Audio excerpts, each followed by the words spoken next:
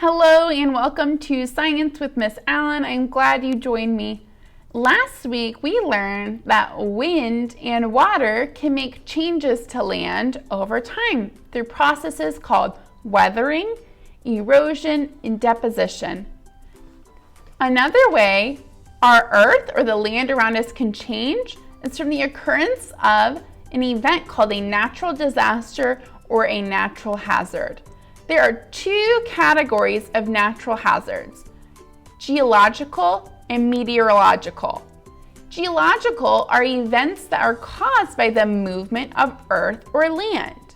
Meteorological are events caused by extreme weather and storms.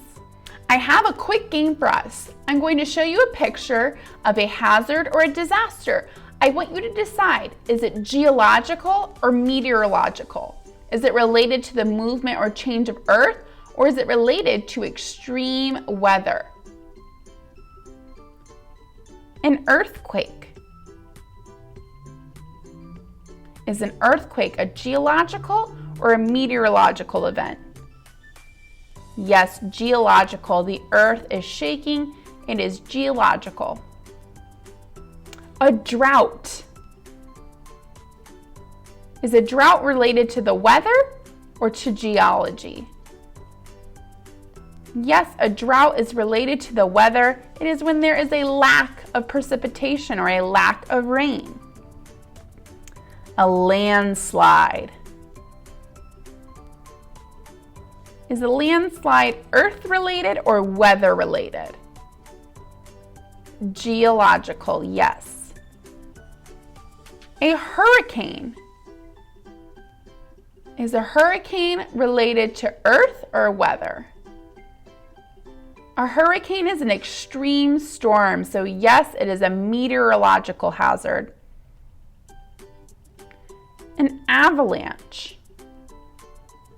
Would an avalanche be meteorological or geological? An avalanche would be geological because it's the shifting or the movement of land. Tornado. Yes, a tornado is meteorological because it is an extreme windstorm. And our last one, volcanic eruption. You guessed it, it is geological. It is earth and land related, a volcanic eruption.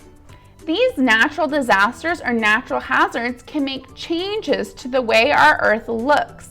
It can also make changes to man-made or human-made things like collapsing buildings, power outages, fallen trees, or flooding.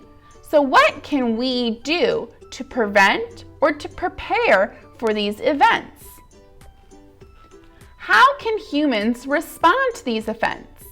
We can predict the events, we can assess risk, and we can prepare for these events. Prediction is determining when this event might happen. Risk assessment is determining what might happen if it does occur. Preparation is determining what do we need to do or what do we need to get to prepare to be safe in case these events do happen. I have two activities for us to do today. The first one is creating an emergency kit. An emergency kit is a way that you and your family can prepare for any natural hazard or disaster. It's a way that you can make sure that you have everything you need to be safe in case one of these events occur. The first thing you'll need is a container or a bag.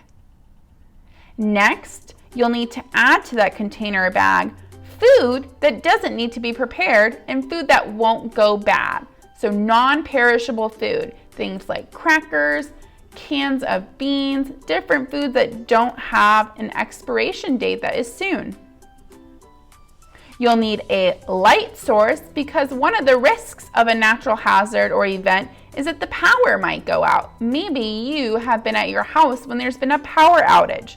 You can use a flashlight, so add a flashlight to your kit and make sure you have extra batteries.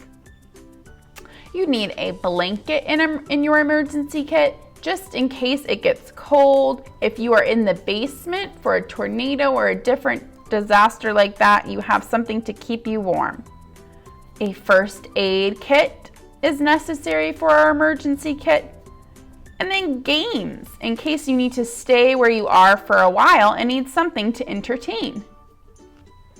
Next, we're going to do a little experiment where we're going to simulate or pretend that there's a hurricane or a tornado.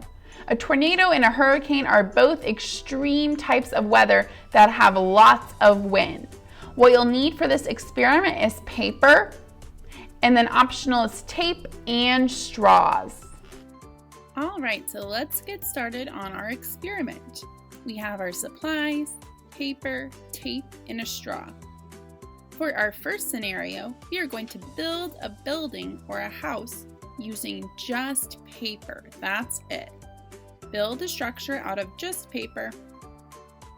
Once you are finished, you are going to use the straw to blow air onto the house or the building, simulating a meteorological hazard such as a tornado or a hurricane. What do you predict is going to happen when we blow air onto our paper structures? Most likely, you're right, the house or the building will fall over. So test that out and see what happens. For our second scenario, we are going to build a paper building again, but this time you are invited to use tape to secure the structure and give it more support. Again, let's simulate a strong windstorm around the house or the building. What do you notice? How does the house or the building hold up differently? This experiment is similar to how individuals prepare for natural hazards in real life. We can predict certain areas where tornadoes or hurricanes are likely to occur. We know that the risk is that buildings could be damaged if these events do occur. So, we prepare to prevent damage by building homes and structures with strong supports to withstand the strong winds that come with these hazards. Thanks for joining me this week while we learned a little bit more about natural disasters, natural hazards, and ways that we can prepare for these events. I will see you next time.